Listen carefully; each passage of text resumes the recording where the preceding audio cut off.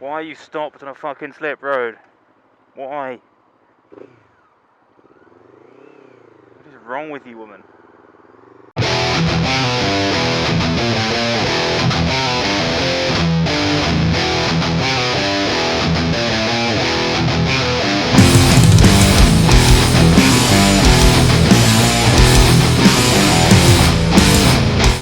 What's happening, YouTube? Spec here. So, I'll talk to you today about branding, and not the kind with hot metal.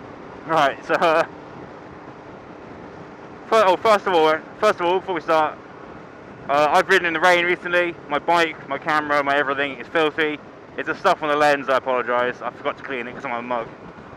Anyway, I'm talking about branding. So, channel branding and logos and such, and why I feel it's quite an important thing to have. So, for those, a bit of backstory, for those of you who don't know, before my university degree, I did a diploma in graphic design and illustration. So I learned a little bit of graphic design there, some of the very basics. And branding it's so important. Every company, every product has to have good branding, otherwise no one will buy it. It's all, marketing and being recognised in the field and everything like that. That doesn't stop at YouTubers. It's just as important for us to have a symbol or a character or a channel art or whatever it might be that makes us recognisable, makes us stand out from the crowd. And I'm sure you know, like if you're on, I don't know, Twitter, you're going to take the opinion of someone with a nice logo a lot more seriously than someone with your default egg. The same is true on YouTube.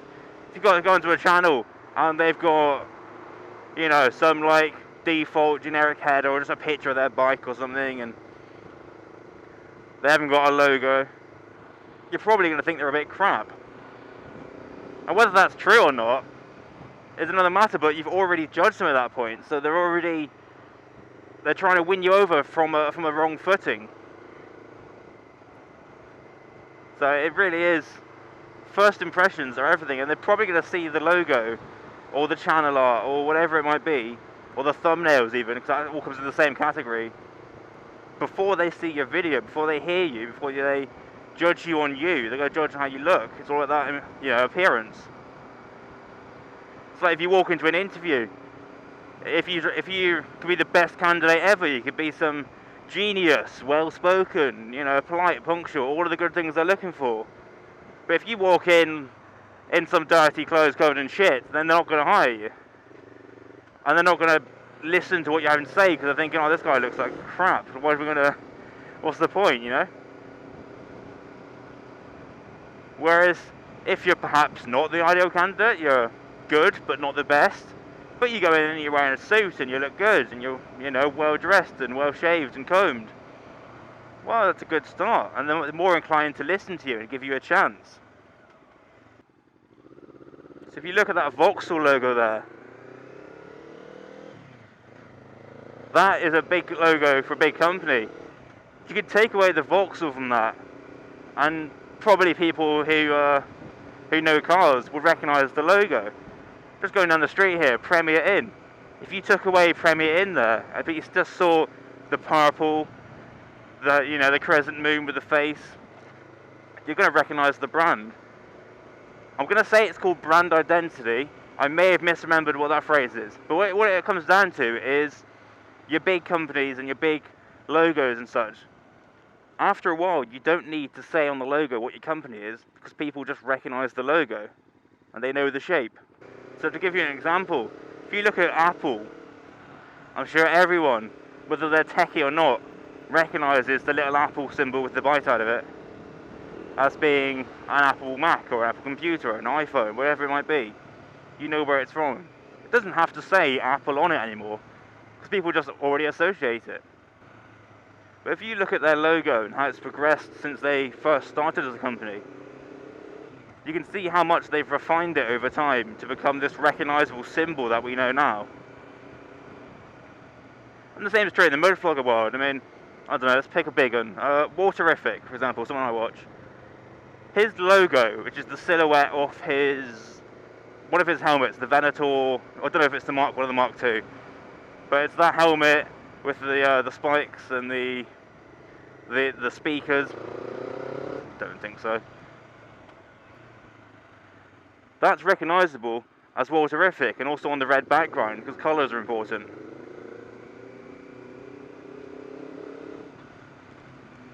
And it doesn't. You don't need Walterific underneath it to know who it is. So it's very important.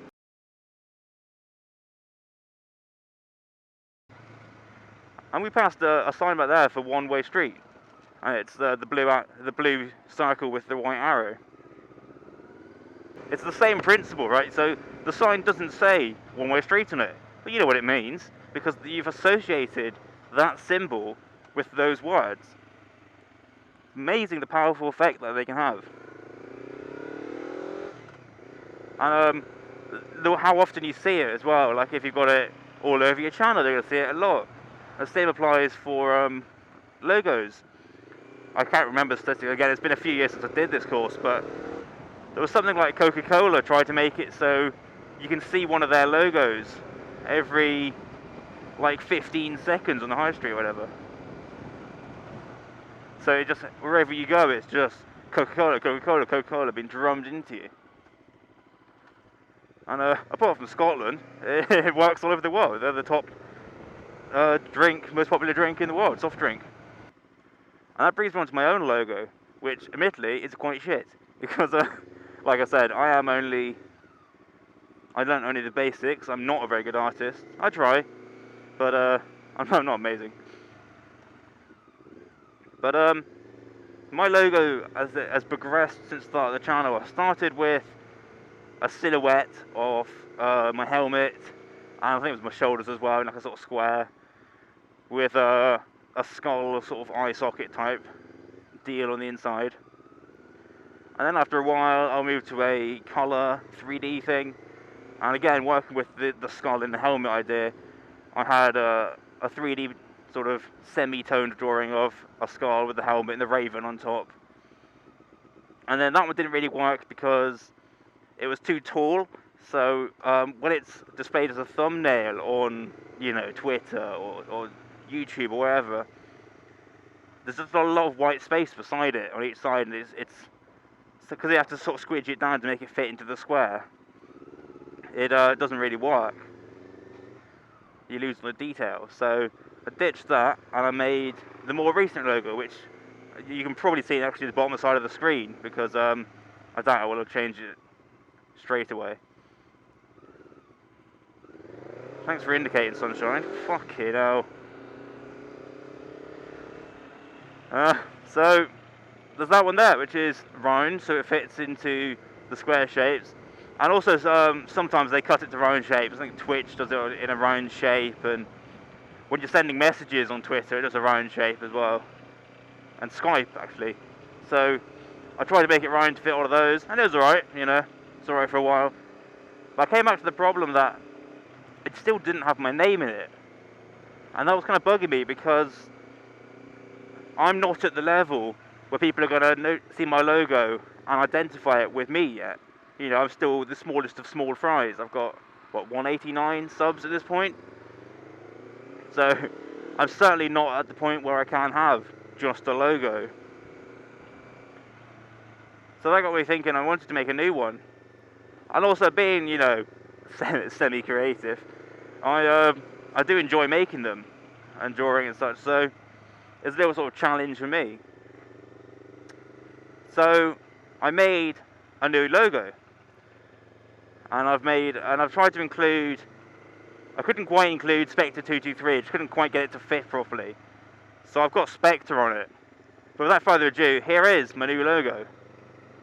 Boom. Again, I stuck with the same theme as before with the skull and the helmet principle,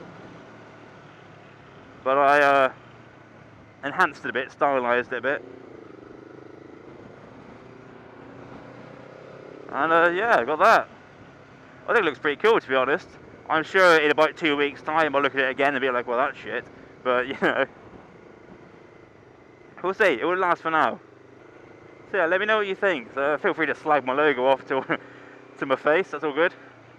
Give me some feedback if it's hard to read or whatever. I know it is kind of hard to read. And obviously it does have the issues that it only says Spectre rather than Spectre 223. So there might be something to change in the future. If you run a channel yourself, what have you got for a logo? Have you just got a picture of your face, or are you planning on getting a logo made? Or have you made one yourself?